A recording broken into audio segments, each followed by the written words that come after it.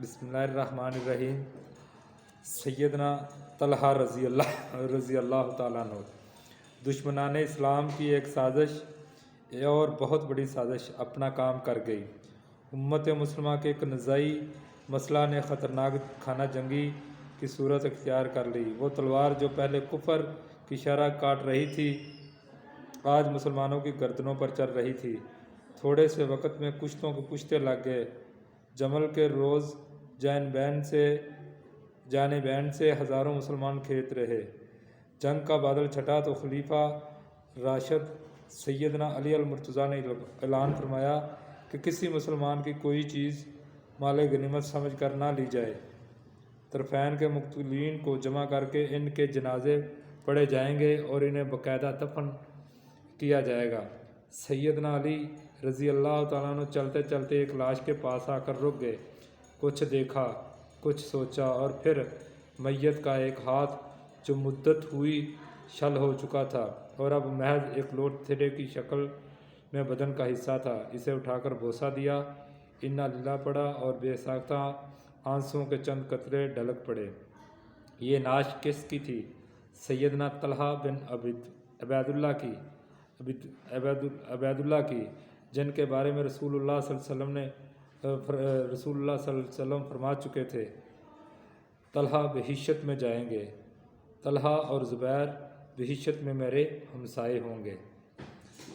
जिस शख्स को ये बात अच्छी लगती हो कि वो ज़मीन पर चलते फिरते शहीद को देखे तो वो तलहा बिन अबैदुल्लाह को देख ले। हज़रत तलहा का हाथ शल क्यों कर हुआ था, आइए इसका पस मंज़र सुनिए, मुख्तसर पस मंज़र सुनिए। शवाल 3 हिजरी का वाक़या है। मदीना मुनव्वरा के शुमाल में कोहे ओहद के दामन में ईमान वालों और मुशरिकीन के दरमियान गुमसान का रन पड़ा हुआ है। मुशरिकीन मक्का का लश्कर केल कांटे से लेस और तादाद में मुसलमानों से 4-5 गुना बड़ा है। मुसलमानों के पास ना तो इफरादी कुव्वत है, ना जंगी साजो सामान, अलबत्ता दिलों में ईमानी जज्बात मौजूद हैं और तवक्कुल अल्लाह इनका सरो सामान। पहले रेले में काफिरों के पांव उकड़ गए, फतह मुसलमानों के कदम चूमती है। नागाह मुसलमानों से एक लग़ज़िश सरजद हो जाती है। रसूलुल्लाह सल्लल्लाहु अलैहि वसल्लम ने 50 तीर अंदाज़ों को एक दर्रे पर तैनात फरमाया था। फतह के आसार देकर इनमें से 40 अफराद नीचे उतर आए। कफ़ार को मौका मिल गया। इन्होंने पीछे लौट कर हल्ला बोल दिया। नतीजा ये निकला कि पांसा पलट गया। फतह शिकस्त में तब्दील हो गई। इधर ये मशहूर हो गया कि ख़ुद रसूलुल्लाह सल्लल्लाहु अलैहि वसल्लम शहीद हो गए हैं।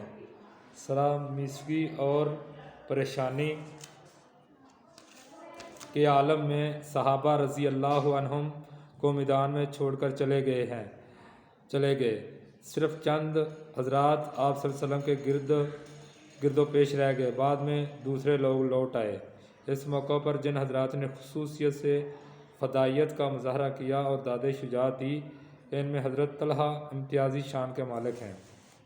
आपका नाम तलहा, वालिद का नाम अबैदुल्लाह, कुनियत अबू मोहम्मद और उर्फ़ तलहातुल खैर है।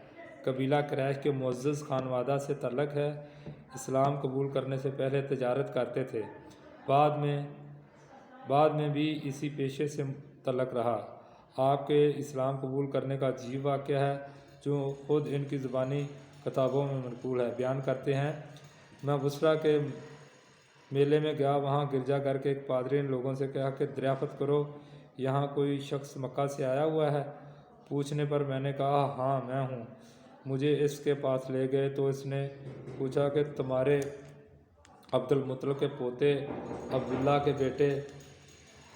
के बेटे अहमद का ज़हूर हो चुका है। यही महीना है जिसमें इसका